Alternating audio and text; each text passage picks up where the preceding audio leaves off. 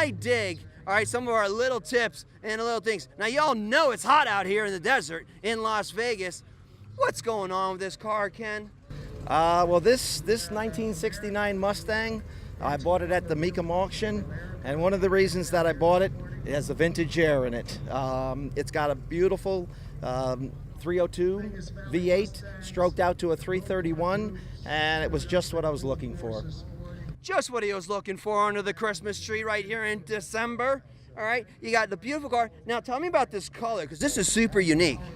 This is called Indian Fire Red, and it's not a common color, but it is the stock color for the vehicle. And again, I just kind of saw the car, and it was something I had to buy. Sometimes you just got to give yourself an early Christmas present. You're watching Headlights, the Tailpipes. This is Josh, my new buddy Ken, here in Las Vegas. Subscribe to our channel. Nice to meet you, sir.